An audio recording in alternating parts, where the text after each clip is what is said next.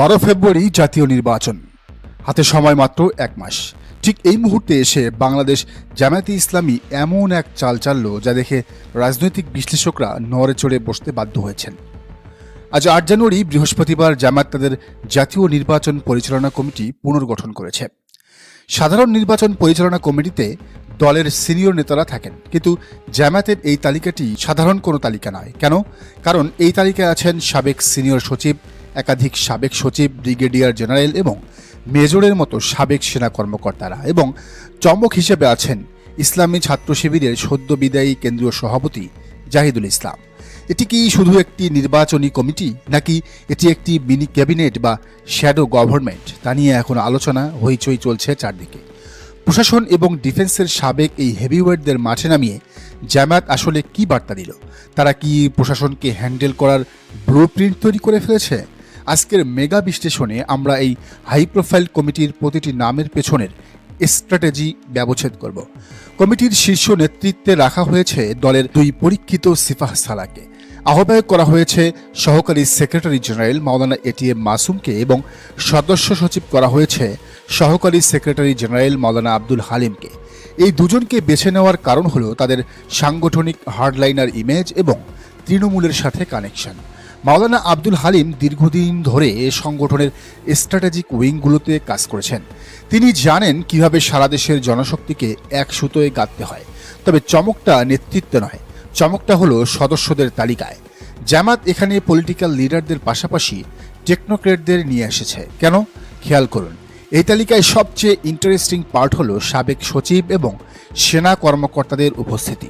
নামগুলো খেয়াল করুন: সাবেক সিনিয়র সচিব মোহাম্মদ শফিউল্লাহ, সাবেক সচিব আব্দুল কাইয়ুম ও আবদুল্লাহ আল মামুন, অতিরিক্ত সচিব খন্দকার রাশেদুল হক, ব্রিগেডিয়ার জেনারেল গোলাম মোস্তফা ও শফিকুল ইসলাম, এবং মেজর জেনারেল অবসরপ্রাপ্ত মোহাম্মদ ইউনুস আলী। প্রশ্ন হলো, নির্বাচন পরিচালনা কমিটিতে এদের কাজ কি? রাজনীতিতে একটা কথা আছে, ভোট শুধু ব্যালটে হয় না, ভোট টেবিলেও হয়। জামাত খুব ভালো করেই জানে 5 আগস্ট পরবর্তী প্রশাসন এখনও পুরোপুরি স্টেবল বা স্থিতিশীল নয়।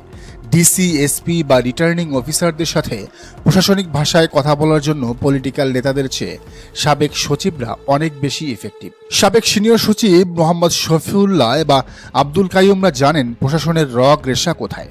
তারা জানেন নির্বাচন কমিশনকে কিভাবে আইনগত ও প্রশাসনিকভাবে কাউন্টার দিতে হয়। অন্যদিকে সাবেক ব্রিগেডিয়ার জেনারেলদের রাখার মানে হলো নিরাপত্তা এবং ইন্টেলিজেন্স।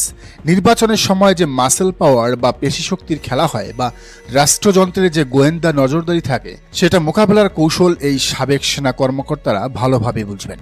এটি বিএনপি বা অন্য দলগুলোর জন্য এক বড় মেসেজ। জামাত বুঝিয়ে দিল তাদের কাছে শুধু জনবল নেই, তাদের কাছে রাষ্ট্র চালানোর মতো ব্রেইনও আছে। কমিটির অনেক বড় চমক জাহিদুল ইসলাম, ইসলামী ছাত্র শিবিরের সদ্য বিদায়ী কেন্দ্রীয় সভাপতি। সাধারণত মূল দলের এত হাই প্রোফাইল কমিটিতে সদ্য সাবেক ছাত্রনেতাকে রাখা হয় না, কিন্তু জামাত এবার প্রথা ভেঙেছে।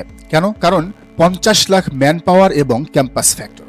আমরা আগেই বিশ্লেষণ করেছি যে ছাত্র শিবির বর্তমানে দেশের ছাত্র রাজনীতির গেম চেঞ্জার।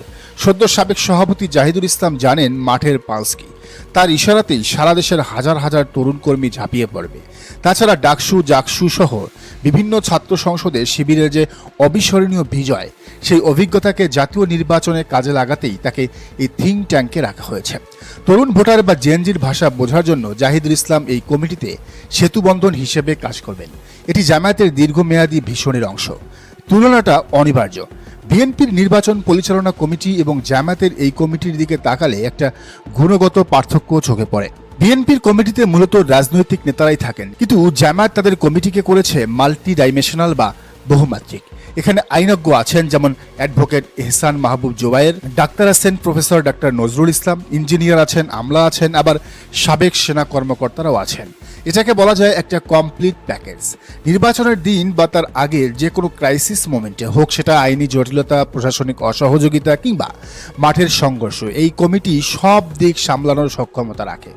জামাত প্রমাণ করছে তারা ইমোশন দিয়ে নয়, আবেগ দিয়ে নয়, ক্যালকুলেশন এবং প্রফেশনালিজম দিয়ে ক্ষমতায় যেতে চায়। শেষ কথা হলো ৮ জানুয়ারির এই কমিটি গঠন প্রমাণ করে জামাতের ওয়ার রুম বা যুদ্ধের প্রস্তুতি সম্পন্ন। তারা তাদের সেরা ঘোড়াগুলোকে বাজি ধরেছে। প্রশাসনের অভিজ্ঞতা, ডিফেন্সের ডিসিপ্লিন, ছাত্র শিবিরের তারুণ্য এবং রাজনৈতিক প্রজ্ঞা, এই চারের সমন্বয়ে গঠিত এই কমিটি আগামী ১ মাস মাঠ কাঁপাবে। এখন দেখার বিষয় সাবেক এই সচিব এবং জেনারেলরা প্রশাসনের বর্তমান কর্মকর্তাদের কতটা নিউট্রাল রাখতে পারেন, কতটা নিরপেক্ষ রাখতে পারেন এবং জাহিদুল ইসলামের নেতৃত্বে তরুণরা কতটা ভোট টানতে পারে। রাজনীতি দাবার খেলায় জামাত তাদের চাল চালল, এবার প্রতিপক্ষের চালের অপেক্ষায়। দর্শক, আপনার কি মনে হয় সাবেক সেনা কর্মকর্তাদের এই অন্তর্ভুক্তি কি জামাতকে নির্বাচনে বাড়তি সুবিধা দেবে? জানান মন্তব্যের ঘরে। আর এই চ্যানেলে নতুন হলে অবশ্যই সাবস্ক্রাইব করুন এবং বেল আইকনটি বাজিয়ে রাখুন।